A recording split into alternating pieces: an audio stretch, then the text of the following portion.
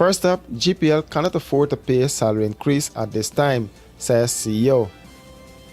CEO of the Guyana Power and Light Company, Baradin Dial, said that GPL does not have money to pay a salary increase at this time. His comments were made mere hours after workers staged a picketing exercise calling on the management of GPL to honor the collective bargaining agreement with their union representative, NACI. The workers are demanded that they be given the across-the-board 7% increase that the government announced for public servants. Today, Dindial said GPL's wages are among the highest in the country. Unions are aware that coming to the end of the year, we start discussions with them on the CLAs. We've been trying, I think, for the last 3 years to discuss a multiple-year collective labor agreement. The sticking issue has always been remuneration.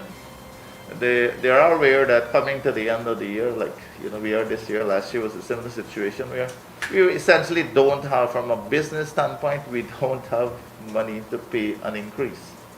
And typically, if in discussion with the ministry, the government, we come to a position where a particular increase is agreed, it has to be discussed in the context of how it's funded.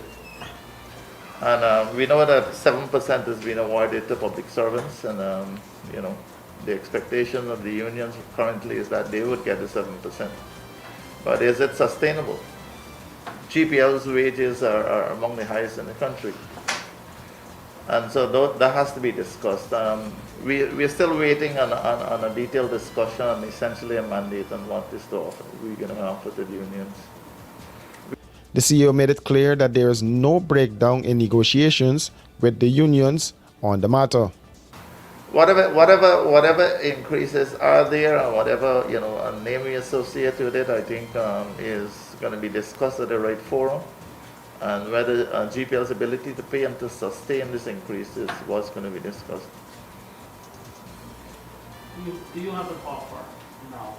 No, we haven't put an offer on the table. But do you know what GPL can afford? We can't afford anything. Nothing. Nothing at all. By the end of this year, our deficit would be about $2.6 billion.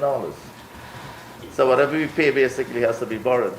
Sean Morgan, a NACI representative, said several months have passed since NACI and GPL held an engagement. Planning an elegant or corporate event? Let the experts at Star Rentals equip you. Give your event that spectacular 5-star experience it deserves with the options of transparent tents of various sizes, indoor and outdoor formal bars and cocktail tables with LED lights, stage, podium with lighting, portable AC units, generators, executive portable washrooms, outdoor light tower, and much more. Call today 226-3020, online www.starrentalsgy.com. Star Rentals, we got you covered. It's an eco-friendly Christmas. The Guyana Public Service Cooperative Credit Union is pleased to present our annual Christmas promotion, commencing November 1st, 2021 and concludes December 17, 2021. The credit union recognizes and acknowledges the importance of minimizing our carbon footprint and has tailored this year's promotion to suit by presenting our members with an electric car and bikes, which will undoubtedly raise awareness and help our members to adopt. To participate, one must be a member of the Guyana Public Service Cooperative Credit Union, must like and follow the credit union's Facebook page, must have an existing loan with the credit union, must be in good standing with the credit union, must not be an immediate family member of any staff or committee member, must earn a gross of less than $150,000 monthly, and proof of this fact must be attached. And only one coupon is allowed per member. It's an eco-friendly Christmas. Ho, ho, ho! Merry Christmas!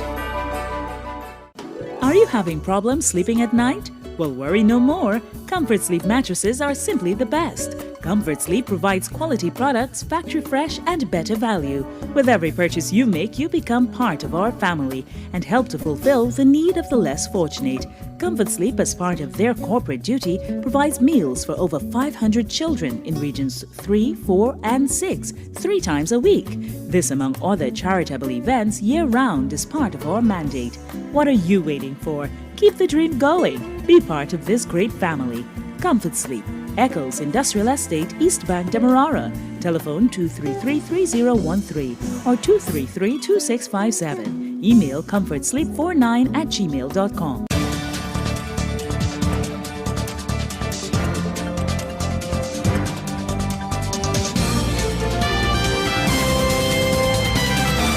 Hey, looking for office furniture, stationery, electronics, janitorial supplies, or even dietary products? Okay, stop searching because we at Imperial Trading have all that and more. Check us out at 73 Section 8 Urban Street or give us a ring on 639-3785. And be sure to ask about our special discounts. Whatever you need, we got it. Because at Imperial Trading, we operate so you can operate.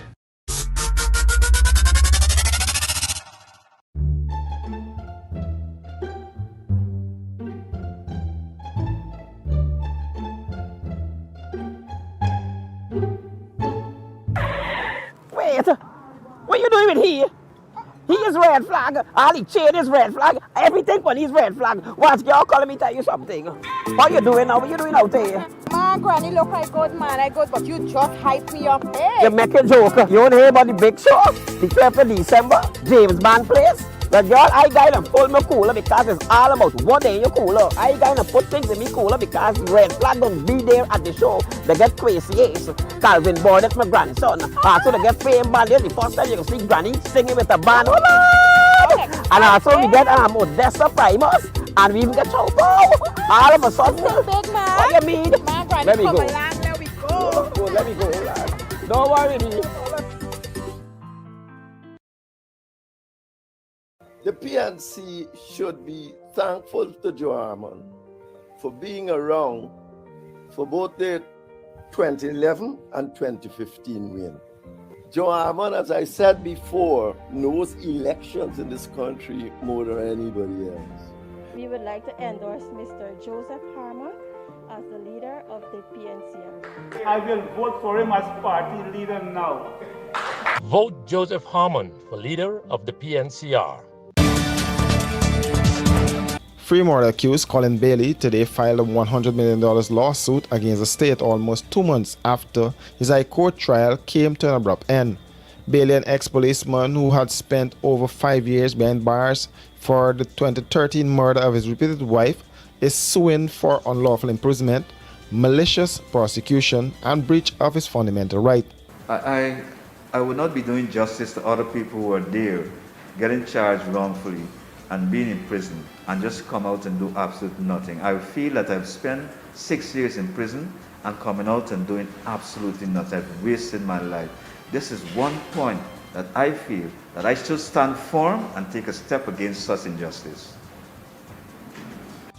Represented by Nigel Hughes, Ronald Daniels, and Conio Sandiford, Bailey, along with the $100 million claim for wrongful arrest and breach of his fundamental right to freedom, is seeking in excess of $100 million for wrongful performance of the charge of murder against, in excess of $100 million for breach of the orders of the Honorable Justices Sandil Kissoon and Navendra Singh, directing the AG and the DPP to present the indictment against him, and $100 million in damages for the malicious prosecution against him. Additionally, he is also seeking a declaration that his arrest and detention by members of the Guyana Police Force on February 24, 2016 was without lawful jurisdiction and or a contravention of his fundamental right not to be deprived of his personal liberty as guaranteed by Article 40 and 139 of the Constitution. He is also seeking a declaration that the decision by the DPP to institute criminal charge against him for the offense of murder was an abuse of power, arbitrary, and ultra-virus. Attorney General and Minister of Legal Affairs Anil Nandalal and the Director of Public Prosecutions Shalimar Ali Haq were named as respondents in the matter.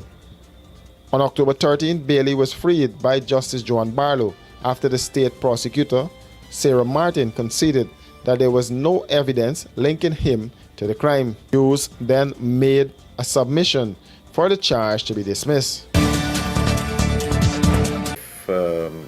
If we get the names of the people who would have purchased such cards, the police obviously would be pursuing them, and they would be charged for obtaining a fraudulent document or a false document.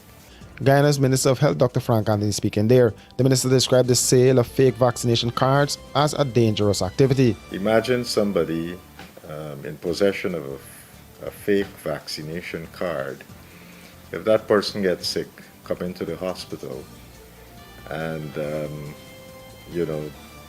they have a severe form of COVID, then doctors might falsely believe, there might be some hope because they've been vaccinated, they would have had produced antibodies and so forth. So it is going to be a challenge with these fake cards circulating and not knowing the true status of the person. Nevertheless, if we get the names of those persons who have purchased the cards, I think the police would be interested so that they can prosecute those persons. 2 female nurses and a male screening staff attached to the Ministry of Health on Tuesday appeared in the Diamond Magistrates Court charged with forging COVID-19 vaccination booklets. They were each granted $150,000 bail. For these and other stories, do visit us at our website at www.rdproductionsgy.com.